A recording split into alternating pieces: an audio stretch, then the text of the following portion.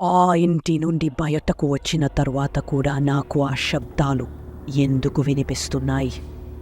ఇది ఒక నిజమైన కథ కాబట్టి చివరి వరకు వినండి, ఎందుకంటే ఇది అసలు నిజమనిపించదు. 2011లో ఒక జంట, టామ్ మరియు రాచెల్, ఫిలడెల్ఫియాలోని ఒక పాత వింటేజ్ హౌస్లోకి మారారు. ఆ ఇంట్లో మిగతావన్నీ బాగానే ఉన్నాయి, కానీ అక్కడ ఉండే శాంతి చాలా అబ్నార్మల్ అనిపించింది. మొదటి రాత్రే రాచెల్ టామ్ని రాత్రి 3:13కి లేపింది.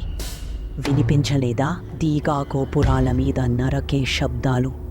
ఆ తర్వాత ఒక చిన్న పిల్ల వాక్యాలు చెప్తుండటంలా గోడ లోపల నుండి. తామనుకున్నాడు పంతులు లేదా ఎలుకలు అయి ఉంటాయి, కానీ ప్రతిరోజు ఆ శబ్దాలు పెరిగిపోతున్నాయి. ఇప్పుడు అవి అరుపులుగా మారాయి.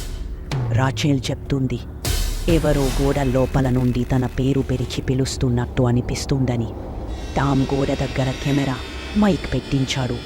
ఆ రాత్రి 3:13కి ఒక భయంకరమైన అరుపు రికార్డ్ అయ్యింది, కానీ వీడియోలో ఎవ్వరూ లేరు. భయంతో వారు హౌస్ ఓనర్ను సంప్రదించారు. అప్పుడే బయటపడింది ఈ ఇంటి గుర్తు. 1990లో గ్రెగరీ హోల్ట్ అనే వ్యక్తి అక్కడ తన 2 పిల్లలతో ఉండేవాడు. నెలల పాటు పొరుగువాళ్లు పిల్లల అరుపుల గురించి పోలీసులకు ఫిర్యాదు చేశారు. ఒకరోజు పోలీసులు ఇంట్లోకి ఎంటర్ అయ్యారు. గ్రెగరీ చనిపోయి ఉన్నాడు.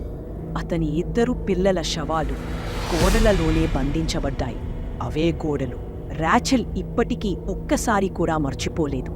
కొత్త ఇంట్లోకి వెళ్ళా కూడా ప్రతిరోజు 3:15కి ఆమె లేస్తోంది, చెవులు మూసుకుంటూ ఏరుస్తోంది. ఇదంతా కేవలం కథ అనుకుంటున్నారా? కాదండి, ఇది నిజం. డార్క్ డైరీస్కి సబ్స్క్రైబ్ చేయండి, ప్రతివారం కొత్త నిజమైన హారర్ కథ కోసం.